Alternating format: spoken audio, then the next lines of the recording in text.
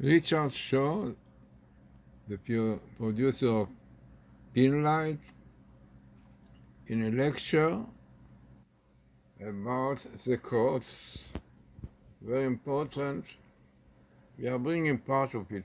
We took it from the internet, definitely. I wanted to do this because I've read so much stuff since we came out with our film that people were saying crazy things about the Torah codes. And how many of you have ever heard about the Torah codes? Most of you. Well, that's good. The codes are not a religion. They are not satanic. They are not only for Jewish people. They are not a crystal ball to predict the future, and they're not a way to ignore actual biblical prophecy. The codes are based on mathematics. They're found using computer software. They're supernatural in their existence, in my opinion. They're a possible preview of the book of life, and they're proof that the Torah was a gift from God to help us deal with future issues when we were smart enough to discover it.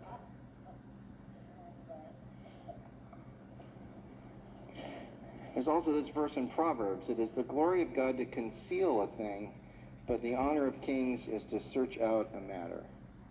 So that's what we're trying to do.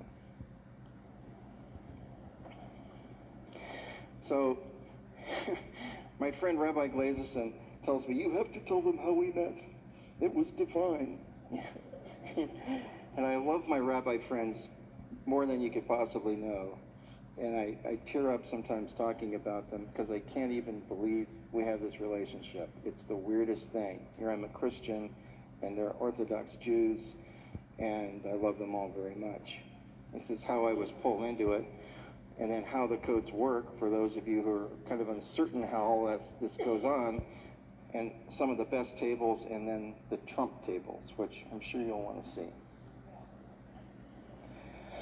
My introduction to it was, I was in Hollywood helping to produce a pilot show, and we were pulled up at the Beverly Hills Hotel.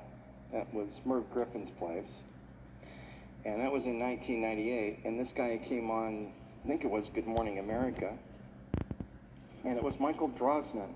How many have ever heard of him? Lots of you. You guys are so, what a cool audience this is. I just can't get over it. No, really, you also are informed and study this stuff. It's tremendous. So I ran out and bought the book and read it on the plane on the way home, because at the time I wasn't living in Hollywood. I was living in Atlanta, and I had a company called Z Post. And I was just blown away, going, this is crazy. How can this possibly be? But then I stumbled across this verse in Acts: you have received the law that was given through angels, but have not obeyed it. And to me that was like, wow, that's a huge clue. The law was given by angels. So now we got a weird supernatural thing going on here. And the strange thing about it is that the Torah is singularly the most unusual set of books in the whole Bible. And the Jewish folks that I know almost idolize it.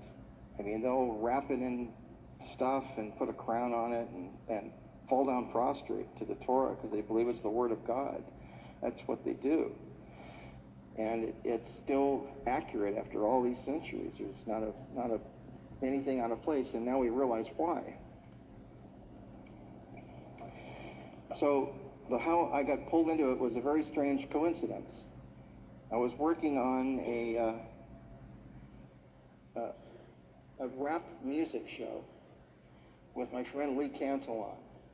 Now, Lee was doing a bunch of different things at the time. And Lee is the son of a guy named Dr. Willard Cantillon. I don't know if you older folks here might remember who he is. He wrote a couple books in the 70s. One of them was called The Day the Dollar Died. Another one was called New Money or None. And Willard was brilliant and a close friend of mine.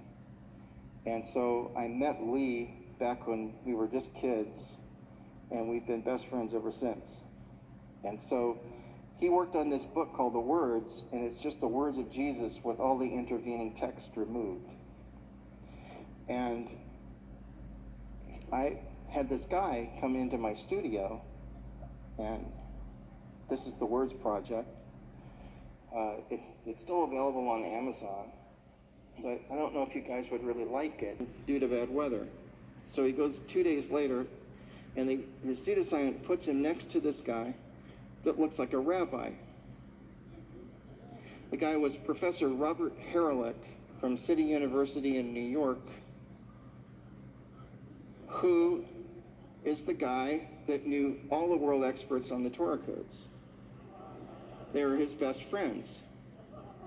Lee lands in LaGuardia and calls me on his cell phone. He said, "Hey, Rick, I think you're going to want to talk to this guy." And I'm talking to Professor Haralick. I had nothing to do with this. It was all God. It was just like, I just mentioned it would be cool to do this project. Next thing I know, I'm talking to the guy writing the software to search the Torah. It was weird. So, you know, I actually thought, I knew that TVN had been interested in doing it, and I really wasn't interested in doing something with TVN all that much, unless they would help fund this so we could actually do it. And so I called Robert and I said, "Hey, have you guys got any new codes or any new tables that are really cool that I could pitch to try to raise the money to do this?" He goes, and then he floored me. He said, "Professor Rips and Rabbi Glazerson will be in Los Angeles tomorrow. Here's their cell phone number." Now you have to understand, Professor Rips is the guy who is considered the originator of the Torah codes. It worked with Doran Whitston and Yoav Rosenberg back from 1976 through the 80s to develop the software to search the code, and then towards the end of the 80s, they enlisted Alexander Rotenberg, a graduate of Moscow University, to write the version that does the graphic representation we see today. That's how we got that.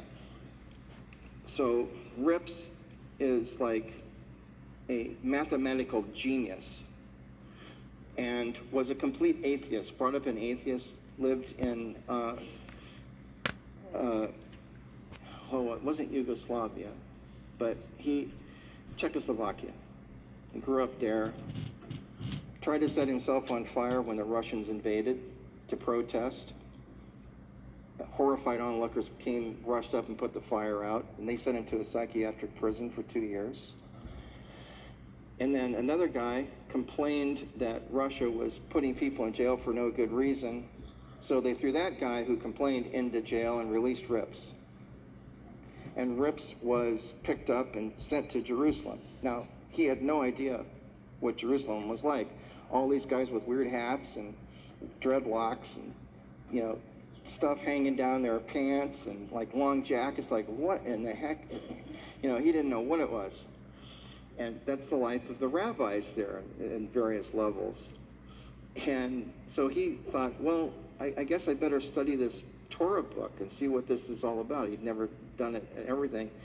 And he told me in the interview, which is in that little blue DVD that I have, that he discovered it was a book of miracles. Because it is. Think of all the things that happened in the Torah. We think of miracles as more like stuff that Yeshua did. But really, there was so much crazy stuff that happened in Exodus, the Ark of the Covenant, the ephod that would light up when you'd ask questions to it, you know, just on and on. The story of Joseph and reading people's dreams. I mean, it just goes on. It's just rich in detail with so much stuff. So he, as a scientist and brilliant mathematician, he had to prove that the Torah was real, and the only way he could do it was mathematically. So he delved into it and realized it was encoded. And his first clue to that was in 1976, there was a rabbi by the name of Yaniv, and I'll make this brief because I know it's late and I should have given everybody chocolate bars. But Yaniv turned him on to a guy named Weissmandel, who had found this skip letter thing.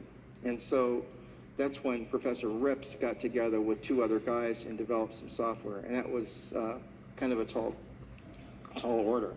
Then there's another thing called gematria, and gematria is not the same. Gematria is like every Hebrew character has a number, and always has, and they add up. So, I mean, in this particular case, there's stuff that all of these sentences, it says the God of Abraham, Isaac, and Jacob added up to 776. Kingdom of David and the world forever, 776. Come back to me and I will come back to you. They all added up to 776. What it meant, we don't know. We just thought it was really interesting. But I found that gematria isn't as, I don't know, I don't want to say it's unimportant because then I would make my rabbi friends feel bad, but I think it's cool, but it's not as involved as the Torah codes are. But here's gematria. And this needs some sound, guys. Did a table finding the Fibonacci sequence. And all the numbers are there in a very small table, all stacked up neatly. And so this is the idea of equidistant letter sequencing, ELS. And if you look at this block of text, we've got pretty good projectors here, so you should be able to read it. But basically the text says, this is the form we use for finding codes, and I added letters precisely placed to form a longer example.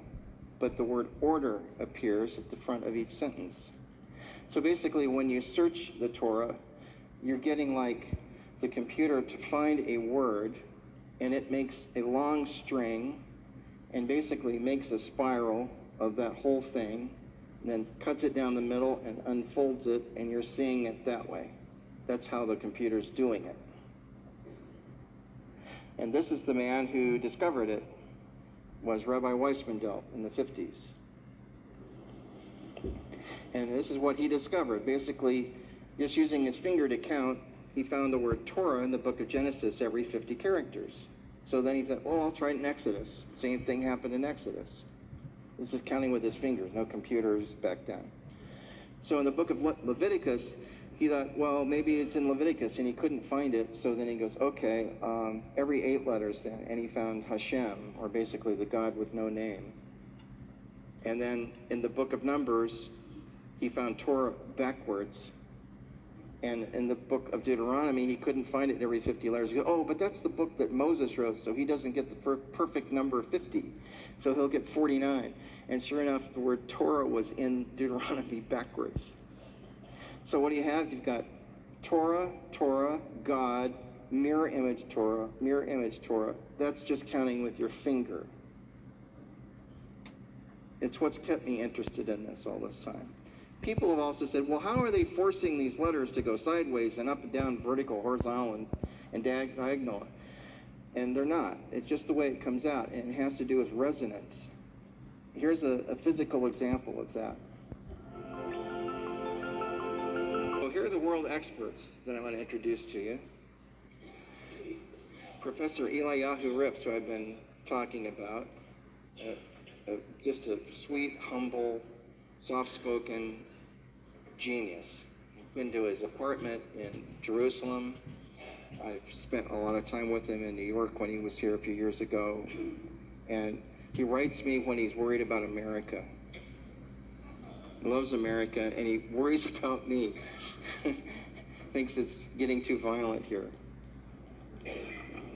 Professor Robert Haralick, he's actually a professor of, his actual title is Distinguished Professor of Computer Science at City University in New York. What he's currently doing, the last time I talked to him about a month ago, I actually had Glazerson in the car with me. He came to visit me in Los Angeles, so I said, let's call up Robert and see what he's doing. So I can usually never get him on the phone because he's so busy teaching. I said, so what is it you're doing? He said, I'm working with DNA. And I said, oh, we've done quite a bit of that ourselves. What are you doing? And he said, until about 10 years ago, they only thought that there were 20 amino acids in DNA. And I said, okay. He said, well, we found there's actually 22, the same number of amino acids as our characters in the Hebrew language. And he said, now we think we can have a different way to find Torah codes using DNA and actually find in-depth information about anybody. I said, that's crazy. And of course, a lot of my Jewish friends believe in reincarnation.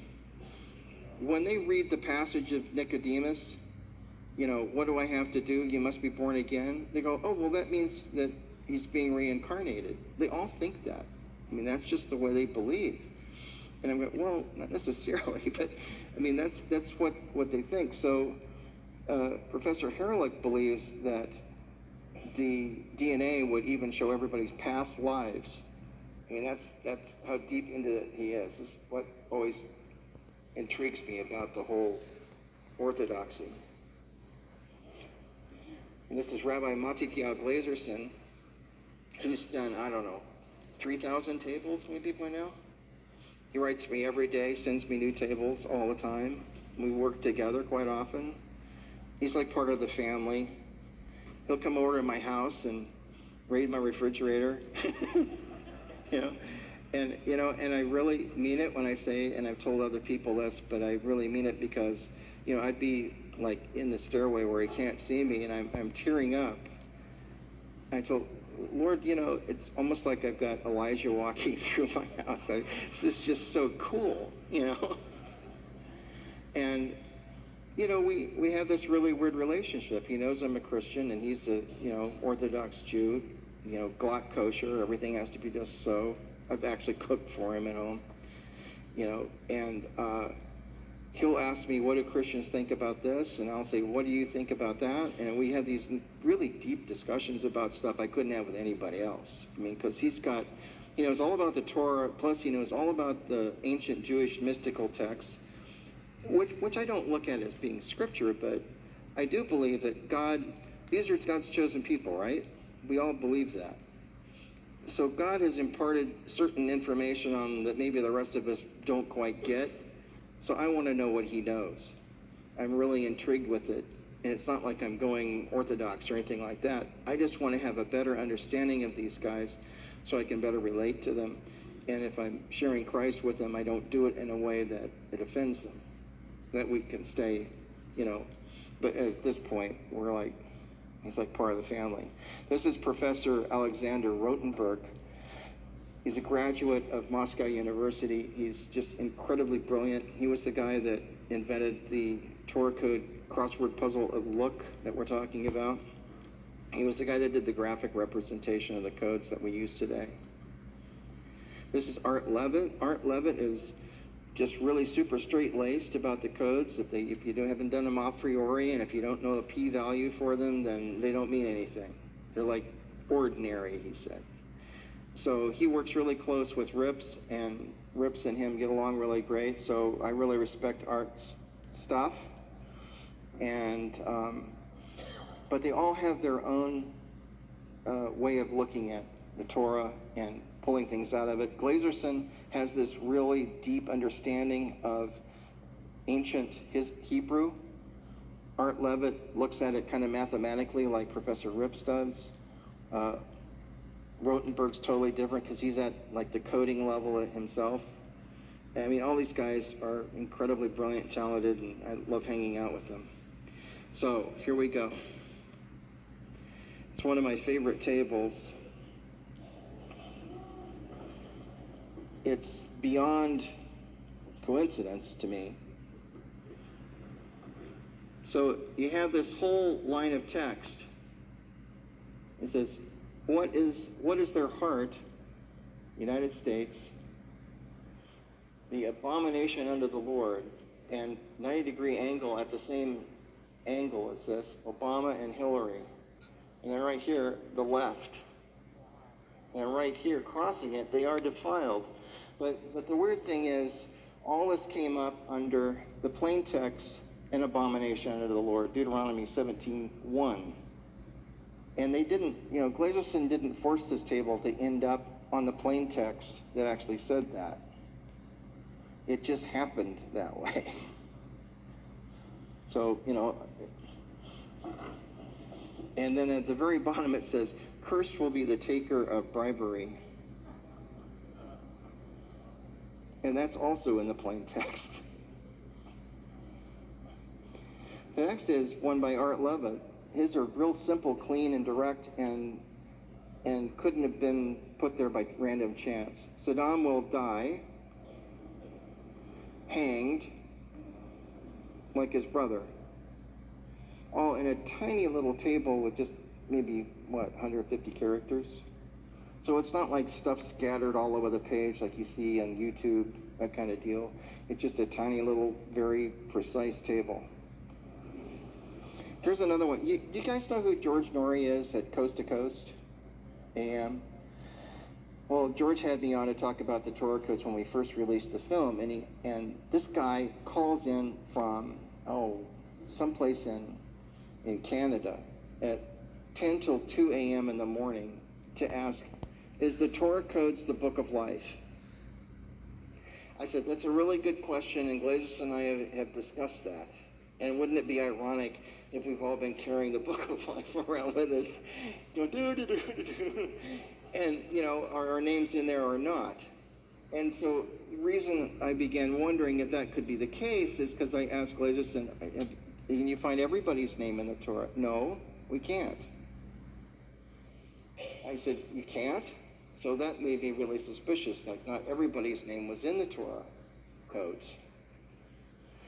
So then when I said that on the air, George goes, I gotta know if I'm in it. I said, okay, well, we gotta take this offline because you're gonna have to give me some personal information. He said, okay, I'll call you tomorrow. So George calls me at home and gave me all this info, and I gave it to the rabbis. I said, look, there's 3 million people listening to this show. We gotta do a table for George Norrie. And I don't ask this lightly because I know it's a lot of work. So it took them 3 weeks, and they did 9 tables for me. But this particular one was done by Professor Rips, and it's typically his style. It's a complete sentence. I'm not trying to ignore you guys over there. I can only point at one screen at a time. But basically, they understand that George likes the paranormal, okay? So the whole string right down the middle, the key words for this table say, loves the paranormal, but clear cut. So he's not like crazy. He believes the paranormal's real, and he loves dealing with it. That's George, okay? And then Art worked on it too, and found broadcaster right there, radio, crossing the whole deal, and then Norrie right next to it. And it was incredible.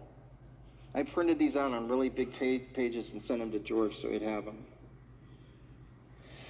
Here's one that Matityahu Glazerson keeps looking up my name and pin light in the tables. He keeps finding stuff. I don't ask him always to do this, but then when we released the film in 5775, he found the keywords, the code will be distributed. And then right under it is my name. And he goes, well, that's really significant because your whole name came up. And then off to the right it says, son of Jesse, and then over here, doctrine of Messiah, Glazerson, Matityahu, his name is in there. And then the cool thing is at the bottom where it says, your eyes which see the deeds of God. Then this is one he just did for me. And this is, the keywords were Torah code, the code of Messiah, Pinlight, my company name, ephod, which always comes up in Torah code tables sometimes. And it says 5736. 5736 was the year that Rabbi Yaniv gave the information to Professor Rips that caused him to start looking into the Torah codes. 5736 is 1976. And 5775 is when we first released the film. The deeds of God will show to the world. Then this is one that we have actually in the film. It's the Twin Tower table massacre, twins, towers, Ishmael massacre, September 11th, the terror attack. Over the plain text it says, And fell from the people this day about 3,000 men. I mean, there's the whole deal right there. And that's in the plain text, non-encoded. Then this is one on Brett Kavanaugh, which is really, really, when I first thought of it, well, okay, it's a little messy, but then I started really getting into it, which sometimes these take some thought to truly understand them. So you see in a row, it says feminine plot. And then right above that, hatred. And Brett's name there, and the other side, the key word was Kavanaugh. And against, and then the date, 2018, left, and Amalek. Amalek is always the evil thing. And then the word Samael. Well, that was, in Jewish parlance, Samael is an evil angel, the opposite of good. But what's really interesting is the desolation of God, or the left hand, which is so, when I read that, I'm going, wow. I mean, that's like hidden information that, you know, it's the left that was after Kavanaugh. Here's one that we found, because I asked them about it. On the 1st of March, Breitbart was poisoned, will be killed, in the plain text, will be killed in 5772, which is 2012. I mean, that's a really clean table. I mean, there it is. Here's one that I thought was, because we were looking up 2012 tables, we thought maybe that something would happen in 2012. But Glazerson nailed it with this table. Change in the world. On the 10th of Tevet, which is the Jewish calendar for December 22nd. If you remember the Mayan calendar and all of that, the change in the world was supposed to happen on December 21st, right? So this is the day after that in the Hebrew calendar year of 5773, because the dates overlap. We haven't had a new year yet. They had their new year already. So for them, it's 5773. For us, it was 2012 still. And this comes out, change in the world, the day after the Mayan calendar was supposed to explode, or whatever it was supposed to do. And if you think back, a lot of things have happened since then. I mean, the whole world has gone like, you know, everything has been crazy since that time. So this is probably one of the most famous tables. It's the Twin Towers one that Professor Rips found. And there's a little piece of video here that I did a long time ago, but it's so cool that you have to see it again.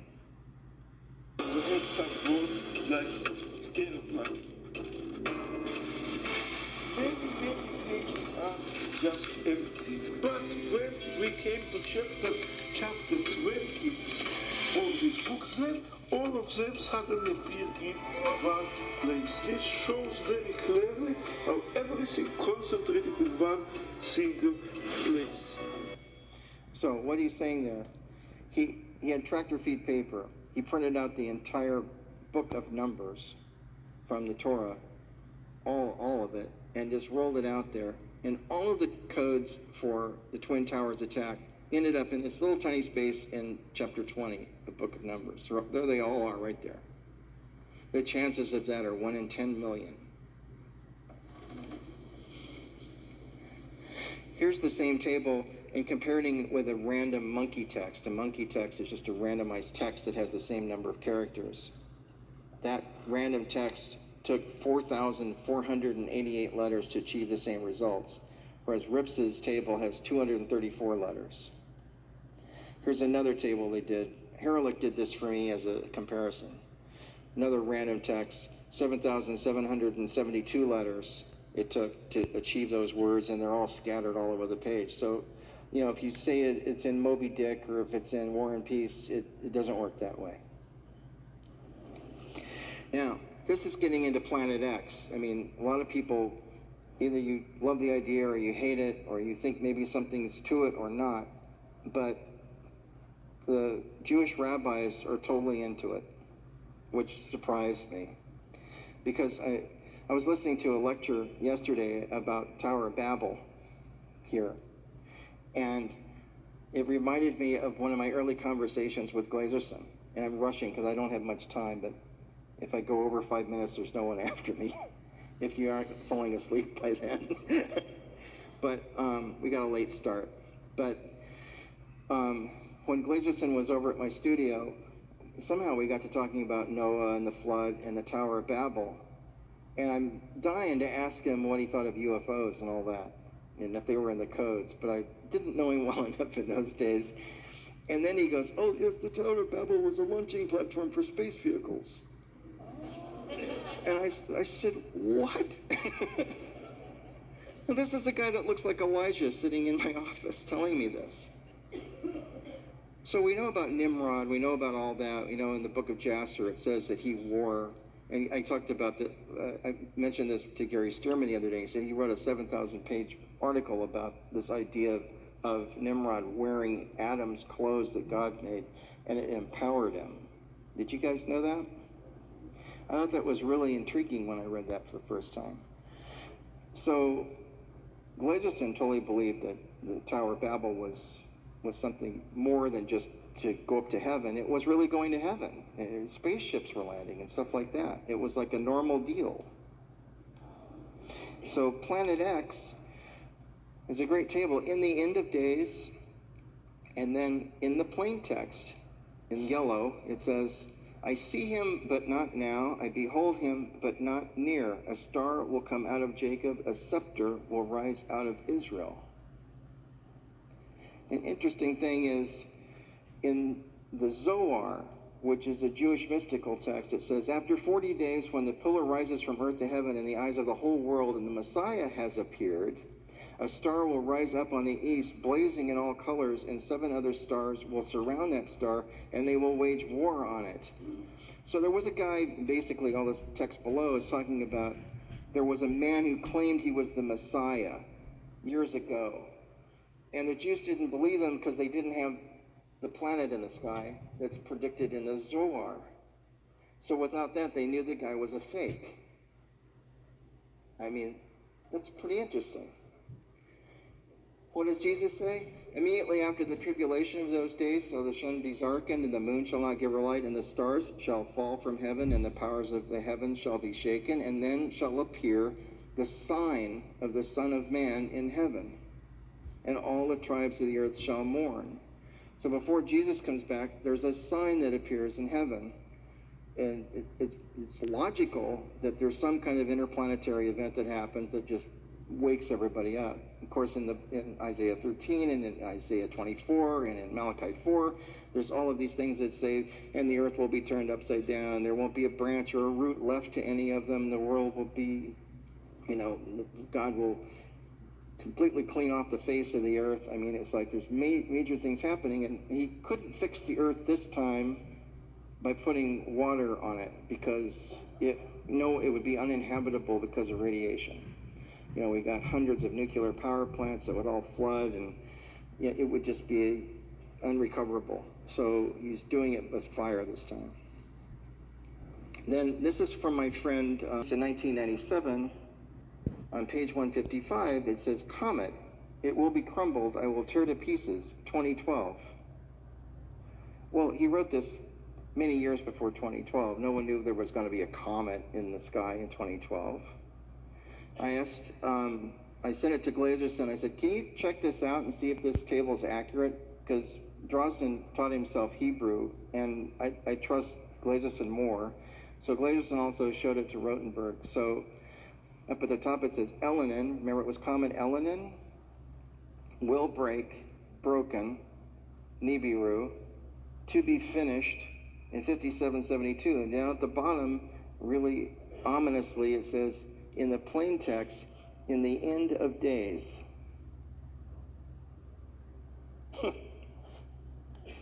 So then this came out in space.com, October 2011, because remember our calendar is off from theirs. Doomsday comet Elenin zips by Earth in pieces. And that comet was it was supposed to come in front of the Earth with an ejecta so big that it would block out the sun for 3 days. Everybody was saying that. Well, that's going to be interesting when that happens. It was like a freight train, and we were like going like that. It wasn't going to hit us, but we would be affected by its tail. And it was broke to pieces, just like Drosnin's table said in 1997. We didn't know there was a comet in 2012 going to happen. Here's another thing, a Torah scroll at Mumbai, India, when they went in and the terrorists like machine gunned everything in the building, this Torah was torn. And so they did a Torah code about Mumbai, and all of the codes they found fit into the hole in the space where the bullets went through the Torah. Same exact passage, everything. And here's one of Rip's tables, and then we'll do Trump. Destruction I will name you, cursed is bin Laden, and revenge belongs to the Messiah. It's an enormous sentence with all the same skit. All right, the Trump codes. Now, you have to understand these codes were found before Trump was elected. Trump will cancel the agreement with Iran. Iran is at the top of the page. And the word Cyrus appears. Trump, Cyrus, Donald, Iyar, that's the Hebrew calendar month for when he was elected. Here's another one. Trump, Donald, lover of Israel, U.S., will be elected 5777, which is 2017, when he was inaugurated. The president, chess fan, elected November 8th, the second month Hebrew calendar. In the plain text, it says that. Here's another one. Donald, United States, Cyrus, president, chess fan. So the interesting thing about the Cyrus thing, Donald Trump is the 45th president. In Isaiah chapter 45, it says, "Thus saith the Lord to his anointed, to Cyrus." It's just the creepiest thing. "Whose right hand I have held, so to subdue the nations before him, and to loose the armor of kings, to open before him the double doors, so that the gates will not be shut. I will go before you." And then the Trump codes, gematria for Donald Trump, and the Torah code, when he attended the Paris conference, the words Paris conference, gematria is 777. The date of the Trump inauguration was 1/20/17. Trump's birth was 6/14/46. This is 70 years, 7 months, and 7 days from his birth, 777. The Hebrew year that he was inaugurated was 5777. I mean, you can't make this stuff up. And then just recently, here we have Kanye West hugging Trump in the Oval Office and just inflaming the Democrats. And when I first saw this, I teared up. I go, it's like the Words Project. It reminded me of that. Like, this is kind of stuff that would happen to us. And it's just amazing to me. And I don't care if Kanye's half crazy. Doesn't matter. You know, you just got to overlook that stuff. All right, now here's the dangerous codes that Rips found. He didn't even want me to show this to people at first. I said, well, we already know. It says, D. Trump, the name of his assassin, president. So Glazerson happened to be in LA, and I said, hey, we got to find the name of the assassin in this table somehow. So he came over to my house and worked on it, and I put it up on my monitor, and we both looked at it, and he came up with this table. So it has the same things Rips found, D. Trump, name of the murderer, and underneath it said Michael.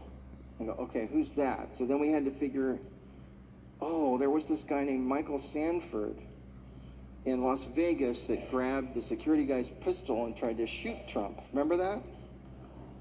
There he is. Michael Sanford arrested. And he was in a Torah code table. So now he's jailed over plan to shoot Donald Trump. But on top of that, we got all these crazy people, rape Melania, Kathy Griffin, who's totally, lost it. It's just beyond anything I've ever seen in my life, what's happening.